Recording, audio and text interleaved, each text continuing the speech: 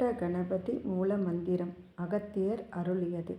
அகத்தியர் தனது அகத்திய வாத சௌமியம் என்னும் நூலில் அஷ்டகணபதி பற்றியும் அந்த கணபதியை வணங்கும் மூல மந்திரம் பற்றியும் அந்த மூல மந்திரத்தை பயன்படுத்தி பல்வேறு நோய்களை தீர்க்கும் முறையினையும் அருளியிருக்கிறார். ஆதி கணபதி, மகா கணபதி, நடன கணபதி, சக்தி கணபதி, பால கணபதி, உச்சிட்ட கணபதி, உக்கிர கணபதி, மூல கணபதி என 8 வகை கணபதி.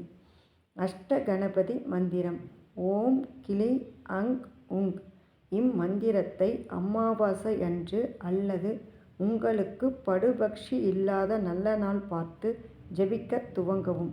சித்தர்கள் வழியில் பயணிக்க விரும்பும் யாவரும் அசைவ உணவை அறவே தவிர்த்தல் வேண்டும். கிழக்கு முகமாய் அமர்ந்து ஜபிக்கவும்.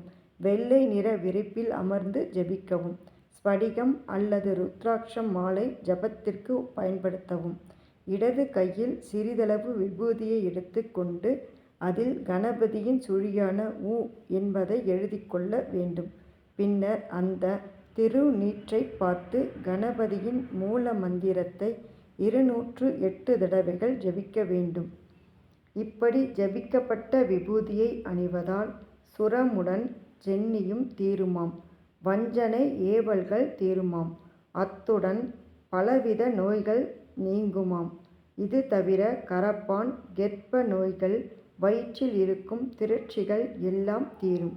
இப்போது அகத்தியர் கூறிய பாடலை பார்ப்போம். ஆமப்பா அஷ்டதிசை கரசாய் நின்ற அருமையுள்ள புலத்தியனே சொல்லக் கேளு. ஓமப்பா ஆதிகண பதிதானொன்று உறுதியுள்ள மகாகண பதிதானொன்று. தாமப்பா நடனகண பதிதானொன்று சங்கையுள்ள சக்திகண பதிதானொன்று. நாமப்பா சொல்லுகிறோம் ஒன்றாக் கேளு. நன்மையுள்ள வாலகண பதிதானொன்றே. ஒன்றான உச்சிட்ட கணபதி தானொன்று. உத்தமமே உக்கிர கணபதி தானொன்று. நன்றான மூல கணபதி தானொன்று.